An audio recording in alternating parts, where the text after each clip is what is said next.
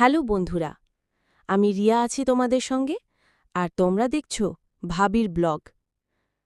আজ যে দাদার কাহিনী শোনাব, তার জন্য একটা ছদ্মনাম ব্যবহার করব, যাতে গোপনীয়তা বজায় থাকে।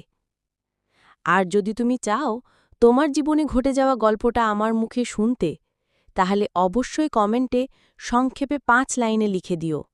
আমি নিজে থেকে তোমার সঙ্গে যোগাযোগ করব। চলো তাহলে শুরু করি আজকের গল্প, যেভাবে লিখেছে। আমার নাম অজয়।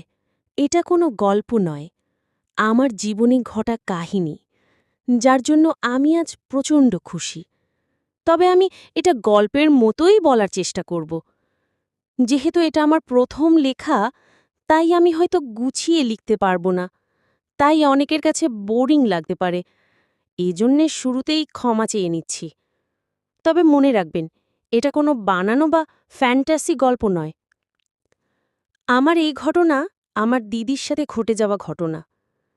প্রথমে দিদির পরিচয় দিই। আমার দিদির নাম মোনা।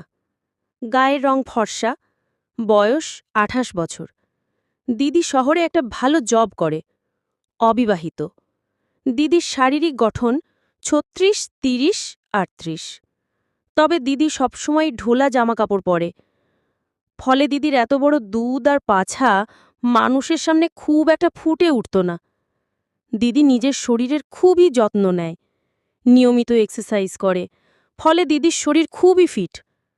আমি গ্রামে স্কুল শেষ করে এখন শহরে একটা ভার্সিটিতে ভর্তি হইছি, যার কারণে দিদি আর আমি একই ফ্ল্যাটে থাকি। ছুটির দিনে আমরা শহরের বিভিন্ন জায়গায় ঘুরতে যাই। দিদির সাথে আমি খুবই ফ্রি, দুজনে একসাথে মুভি দেখি। মুভিতে হট সিন এলে প্রথম দিকে দুজনে একটু অপ্রস্তুত হতাম, কিন্তু এখন আমার আর স্বাভাবিক হয়ে গেছি।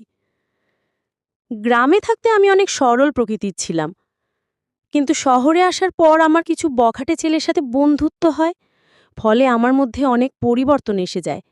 এখন আমি নিয়মিত পর্ন দেখি, হস্তমৈথুন করি, আশেপাশের মেয়েদের সাথে কল্পনায় সেক্স করি, ইত্যাদি ইত্যাদি।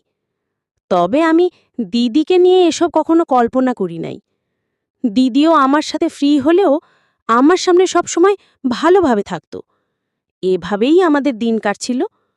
তবে একদিন রাতে আমার হঠাৎ ঘুম ভেঙে যায়। আমি উঠে টেবিল থেকে পানি খেতে গেলে শুনতে পেলাম দিদির রুমে কেমন যেন একটা শব্দ হচ্ছে। আস্তে আস্তে আমি দরজা ফাঁক করে উঁকি দিলাম। অন্ধকার হওয়ায় দিদি দেখতে পেল না। উঁকি দিয়ে দেখি দিদি ফোনের দিকে চেয়ে আছে, আর তার হাতের মাঝের আঙুল